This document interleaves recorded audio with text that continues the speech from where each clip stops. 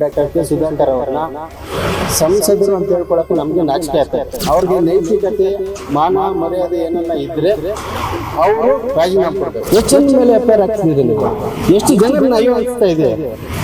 ಇವತ್ತು ಹೇಳಿದ್ರ ನಮ್ಮ ಹೆಂಡತಿ ಮಕ್ಕಳು ಕಣ್ಣೀರು ಹಾಕಿದಾರೆ ಅಂತ, ಬೇರೆಯವ್ರ ಮೇಲೆ ಎಫ್ಐಆರ್ ಹಾಕಿದಾಗ ನಿಮ್ ಕಣ್ಣೀರು ಅವಾಗ ಏನಾಗಿತ್ತು? ಯಾವ ಜನರನ್ನು ಬಿಟ್ಟಿಲ್ಲ, ಎಲ್ಲರ ಮೇಲೆ ಎಫ್ಐಆರ್ ಹಾಕಿದ್ರ, ಎಲ್ಲರ ಕುಟುಂಬನ ಸರ್ವನಾಶ ಮಾಡಿದ್ರೆ ಹೊರತು ಯಾರೋ ಕೆಲವೊಂದು ದಲಿತರನ್ನ ಕಳಿಸ್ಬಿಟ್ಟು ಪ್ರೆಸ್ ಮೀಟ್ ಮಾಡಿ ನಮ್ಮ ಪರವಾಗಿ ಮಾತಾಡಿ ಅಂತ ಹೇಳಿ ಕಳ್ಸೋದಲ್ಲ, ನಿಜವಾಗ್ಲೂ ವಾಸ್ತವಾಂಶವಾಗಿ ಮಾಡ್ಬೇಕಾಗ್ತದೆ. ಅದ್ಯಾವುದು ವಿಡಿಯೋ ನೋಡ್ಕೊಂಡು ನೀವು ಪ್ರೆಸ್ ಮೀಟ್ ಮಾಡ್ತಿರಲ್ಲ, ನೀವೇನ್ ದಲಿತ ಕಿರೀಟ ಇರ್ತೀರ? XML ಮೇಲೇನೆ ನೀವು ಎಫ್ಐಆರ್ ಹಾಕ್ಸಿದ್ದೀರಾ, ಇನ್ನೇನು ನೀವು ದಲಿತರ ಮೇಲೆ ಕಾಳಜಿ ಇಟ್ಕೊಂಡಿರೋದು? ನಮಸ್ಕಾರ, ನನ್ನ ಹೆಸರು ಬಿಸೈರಹಳ್ಳಿ ನಾಗೇಶ್ ಅಂತ, KPMC ನಿರ್ದೇಶಕರು ಮಾತಾಡ್ತಾ ಇದ್ದೀನಿ.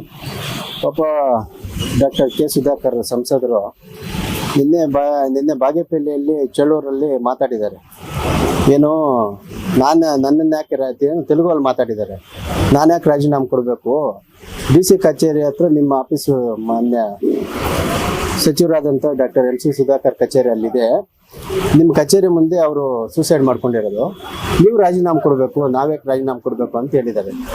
ನಿಜವಾಗ್ಲೂ ಹೇಳ್ತೀನಿ, ಅವ್ರನ್ನ ಡಾಕ್ಟರ್ ಕೆ ಸುಧಾಕರ್ ಅವ್ರನ್ನ ಸಂಸದರು ಅಂತ ಹೇಳ್ಕೊಳಕ್ಕೆ ನಮಗೆ ನಾಚಿಕೆ ಆಗ್ತದೆ.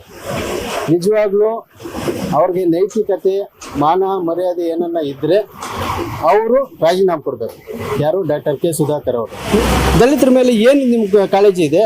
ಇನ್ನು ಪೊಲೀಸ್ ಅವ್ರನ್ನ ದುರ್ಬಳಕೆ ಮಾಡ್ಕೊಂಡು ನೀವು ಬಂದ ತಕ್ಷಣ ಕಾರ್ ಡೋರ್ ತೆಗಿಯೋದು ಪೊಲೀಸ್ ಅವರು, ಕಾರ್ ಡೋರ್ ಹಾಕ್ಬೇಕಂದ್ರೆ ಪೊಲೀಸ್ ಅವರು, ಹಿಂದೆ ಮುಂದೆ ನಮ್ಮ 4 ಎಸ್ಕಾರ್ಟ್ ಇಟ್ಕೊಂಡು ಓಡಾಡ್ತಾ ಇದ್ರಲ್ಲ, ಯಾರು ದುರ್ಬಳಕೆ ಮಾಡ್ಕೊತಾ ಇದ್ದಿದ್ದು? ಎಷ್ಟು ಜನ ಮೇಲೆ ಎಫ್ಐಆರ್ ಹಾಕ್ತಿದ್ದೀರಿ ನೀವು? ಎಷ್ಟು ಜನರನ್ನ ಅಯ್ಯೋ ಅನಿಸ್ತಾ ಇದೆ? ಇವತ್ತು ಹೇಳಿದ್ರ ನಮ್ಮ ಹೆಂಡತಿ ಮಕ್ಕಳು ಕಣ್ಣೀರು ಹಾಕಿದಾರಂತ, ಬೇರೆಯವ್ರ ಮೇಲೆ ಎಫ್ಐಆರ್ ಹಾಕಿದಾಗ ನಿಮ್ ಕಣ್ಣೀರು ಅವಾಗ ಏನಾಗಿತ್ತು? ಎಷ್ಟು ಕುಟುಂಬಗಳು ಹಾಳಾದವು ನಿಮ್ಮಿಂದ? ಎಷ್ಟು ಕುಟುಂಬದ ಮೇಲೆ ಎಫ್ಐಆರ್ ಹಾಕ್ಸಿದ್ದೀರಾ? ಅವಾಗ ಏನಾಗಿತ್ತು ನಿಮ್ಮ ಕಣ್ಣೀರು? ಬೇರೆಯವ್ರ ಕುಟುಂಬ ಏನಾಗಿತ್ತು ಅವಾಗ ನೆನ್ಪು ಬರಲಿಲ್ಲ? ಬೇರೆಯವ್ರ ಕುಟುಂಬ ಎಲ್ಲ ಯಾವ ಜನಾಂಗನೂ ಬಿಟ್ಟಿಲ್ಲ, ನೀವು ದಲಿತರನ್ನೂ ಬಿಟ್ಟಿಲ್ಲ, ಬೇರೆ ಜನಾಂಗ ಯಾವ ಜನನೂ ಬಿಟ್ಟಿಲ್ಲ, ಎಲ್ಲರ ಮೇಲೆ ಎಫ್ಐಆರ್ ಹಾಕಿದ್ದೀರಾ, ಎಲ್ಲರ ಕುಟುಂಬನೂ ಸರ್ವನಾಶ ಮಾಡಿದ್ರೆ ಹೊರತು ಬೇರೆ ಉದ್ಧಾರಕ್ಕೆ ಮಾಡಿರೋಂಥದ್ದು ಏನಿಲ್ಲ.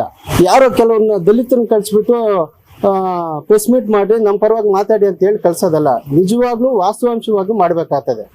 ನಿಜವಾಗ್ಲೂ ನಾನು ದಲಿತರಿಗೆ ಹೇಳ್ತೀನಿ, ನಿಮ್ಮ ಜೀವನದ ಆಧಾರ ಮೇಲೆ ನೀವು ನಿಂತ್ಕೊಳ್ಳಿ. ಇವಾಗ ದಲಿತ ಹುಡುಗ ನಿಮ್ಮ ಸಾವಾಗಿ ಇರೋದು ನೀವು ಅರ್ಥ ಮಾಡ್ಕೋಬೇಕಾಗ್ತದೆ ಈ ಸಂದರ್ಭದಲ್ಲಿ. ಇವಾಗ ನಮ್ಮ ಶಾಸಕರು ದಲಿತರನ್ನ ಎಷ್ಟು ಒಗ್ಗಟ್ಟಾಗಿ ತಗೊಂಡು ಹೋಗ್ತಾ ಇದ್ದಾರೆ. ಯಾವುದೋ ಒಂದು ವಿಡಿಯೋ ಇಟ್ಕೊಂಡು ಪಕ್ಷದ ಚಟುವಟಿಕೆಯಲ್ಲಿ ವ್ಯತ್ಯಾಸಗಳಿರ್ತವೆ, ಅದ್ಯಾವುದೋ ವಿಡಿಯೋ ನೋಡ್ಕೊಂಡು ನೀವು ಪ್ರೆಸ್ ಮೀಟ್ ಮಾಡ್ತಿರಲ್ಲ, ನೀವೇನು ದಲಿತ ಕಿರೀಟ ಇರ್ತೀರ?